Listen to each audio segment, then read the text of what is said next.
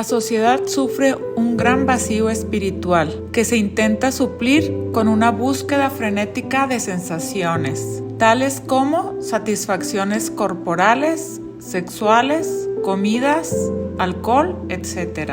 Existe una necesidad insaciable de experimentar emociones y sensaciones nuevas cada vez más intensas y de gratificación instantánea sobre todo, lo que conduce de manera inevitable a una ruptura psicológica y o comportamientos destructivos. La felicidad verdadera no está en el tener, sino en el ser. Nuestra forma de ser es la base de la verdadera felicidad. Hola, ¿qué tal? Un gusto tenerles una vez más aquí en Esencia de Mujer. Estar con ustedes es un placer y compartirles semillas de la Escritura en forma de perlas preciosas de la esencia de Dios para nuestra vida espiritual y una relación diaria con Él por medio de su palabra. En este día, dispón tus oídos espirituales y tu corazón para recibir lo que el Señor tiene hoy para ti. En esta ocasión estaremos aprendiendo del fruto de la benignidad y le compararemos con el opuesto, que es malignidad. En la Biblia, la benignidad se refiere a la capacidad de actuar en beneficio de los demás, incluso cuando estos agoten la paciencia. Se considera un fruto del Espíritu Santo, que elimina las cualidades abrasivas del carácter de las personas que están bajo su control. La benignidad se puede expresar a través de la amabilidad, la generosidad, la paciencia, la consideración y la actitud de calma y bondad. Se considera una característica de Cristo que debe ser evidente en la vida de cada creyente. La palabra benignidad proviene del griego chrestotes y del latín benignitas. Se refiere a un comportamiento ejemplar de todo cristiano, proclamando gracia, ternura y compasión. Los valores cristianos muestran excelencia en su comportamiento en virtud precisamente de su benignidad, demostrando esa amabilidad, integridad y gentileza con sus prójimos, sin crear distinciones. También la palabra benigno deriva del latín benignus, compuesto por los vocablos bene, que significa bueno, y genus, que indica nacido. Por lo tanto, etimológicamente significa que es algo concebido o creado para el bien. El término benignidad se utiliza como un adjetivo que se usa para describir personas, cosas o intangibles, como por ejemplo, la benignidad de Juanita ayudó a su pueblo a salir del dolor, o los exámenes comprueban la benignidad del tumor, o todos buscan la benignidad del espíritu. Benignidad también se refiere a los valores de algo o alguien que es considerado bueno en su esencia. Nos preguntamos, o te pregunto, ¿qué es ser una persona benigna? Bueno, algunas definiciones ya las vimos anteriormente y se resumen en una persona con un carácter benévolo, bondadoso, afectuoso, amable, afable, dulce. Ahora, veremos la benignidad según en el libro a los Efesios capítulo 4 versículo 32. Que nos dice: luego la benignidad va acompañada de otras virtudes cristianas, como afirma Pablo: antes, sed benignos unos con otros, misericordiosos, perdonándonos unos a otros, como Dios también nos perdonó a nosotros en Cristo. También en el libro de San Lucas, en el capítulo 6, versículo 35, nos dice Dios, a través del libro de Lucas, que la benignidad en esta frase clave es: porque Él es benigno para con los ingratos y malos. Aquí se describe que la benignidad de Dios tiene un grupo específico a quienes se aplica, que es a los ingratos y a los malos. En la primera parte de este versículo, Lucas describe cómo se manifiesta Él en el creyente, Dios mismo, el Espíritu Santo, cómo se manifiesta en el creyente y cómo éste se resume en benignidad. Por lo tanto, nos dice: amad pues a vuestros enemigos y haced bien y prestad, no esperando de ello nada. ¿Cómo la Escritura nos refleja el fruto de la benignidad de una manera tan profunda, tan interna, que estamos acostumbrados a ver y guiarnos solo por lo superficial, por lo externo de las personas? Cuando Dios nos insta a precisamente conocernos por nuestros frutos.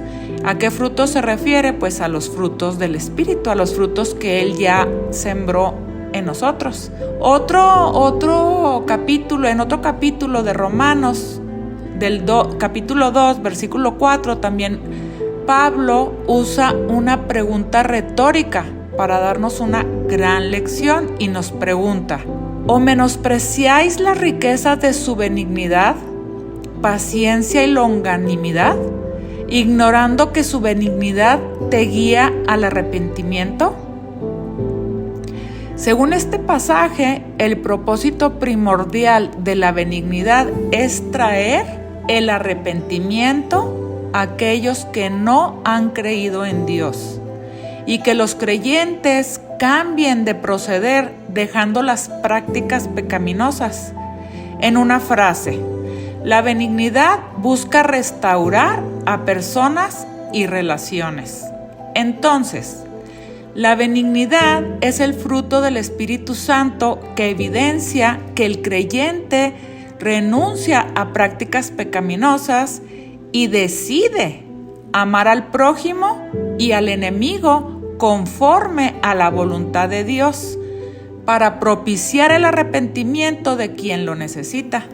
Por eso los apóstoles Pedro y Pablo nos hacen este llamado: desechando pues toda malicia, todo engaño, hipocresía, envidias y todas las detracciones, desead como niños recién nacidos la leche espiritual no adulterada, que es la sana doctrina del Evangelio, para que por ella crezcáis para salvación, si es que habéis gustado la benignidad del Señor.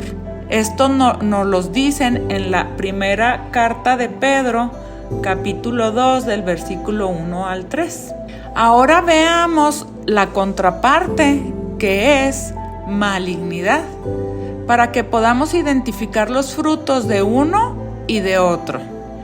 La definición de maligno del diccionario es que tiende a producir muerte o deterioro, tendiendo a infiltrarse, hacer metástasis y terminar fatalmente. En medicina, el término maligno generalmente se refiere a una condición médica que se considera peligrosa o que puede causar la muerte si no se trata. Otra definición es propensión del ánimo a pensar u obrar mal. ¿Qué significa ser una persona maligna? Es una persona de mala voluntad o un deseo persistente e intenso de dañar a otros. Gran malicia, la cualidad de ser muy dañino o peligroso. Esto es una definición de malignidad también. Personas perversas, malvadas, malévolas, pérfidas, malas, crueles. Con todo esto que hemos visto hasta hoy, quien hace la diferencia en nuestra vida es Cristo. Todos tenemos una tendencia de malignidad en nuestro interior. Es solo por medio de la obra del Espíritu Santo que iniciamos el recorrido hacia la restauración, transformación y convertirnos en una nueva criatura. Ahora, en el camino hacia la santificación por medio de rendirnos en Dios y para Dios. ¿Cómo Dios nos protege del poder del maligno? La palabra de Dios nos hace fuertes para vencer al maligno porque satura nuestra mente con la verdad.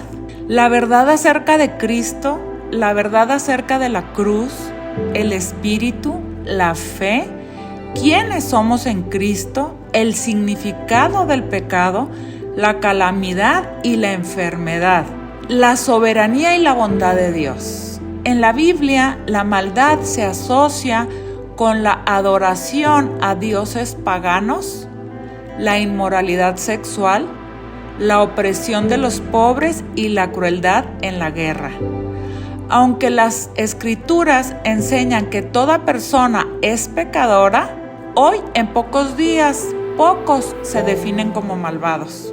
¿Qué quiso decir Jesús con líbranos del mal? En la oración que nos enseñó, que es el Padre Nuestro.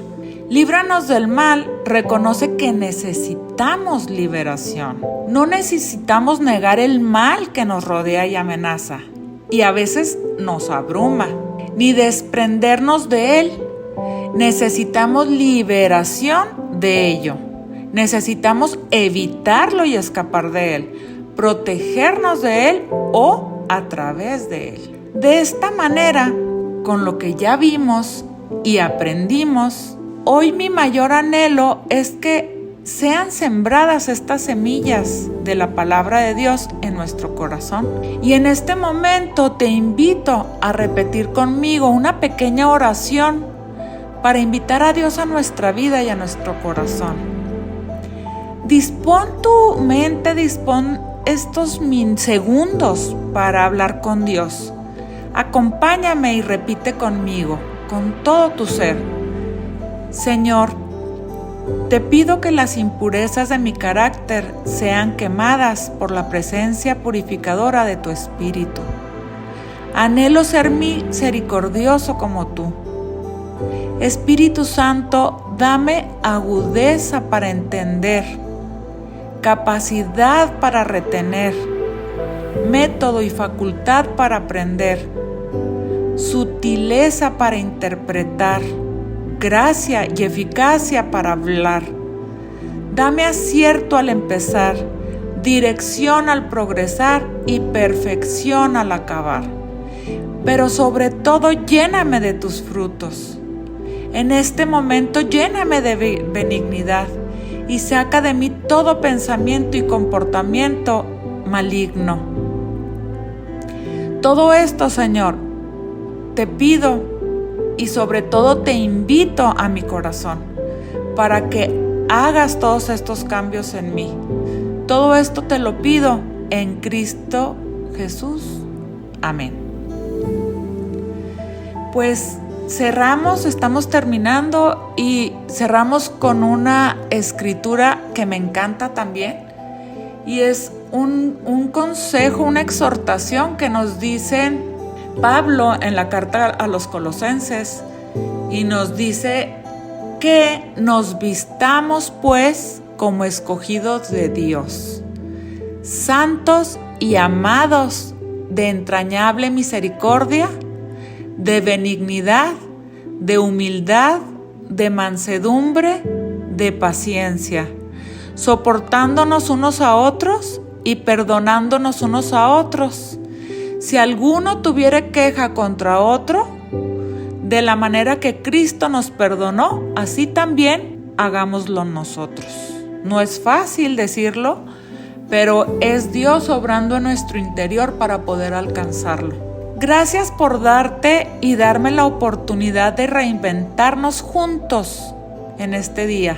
Espero que sigas en estos capítulos, estos mini estudios de la palabra de Dios que nos ayudan a entender el carácter de Él para nuestras vidas y nos ayudan a entender nuestro propósito para el que fuimos creados. Te espero en el próximo episodio, que hablaremos del sexto fruto, que es bondad. Muchísimas gracias, espero sea de bendición para ti y que tu esencia sea la esencia de Dios en tu vida. Bendiciones, chao.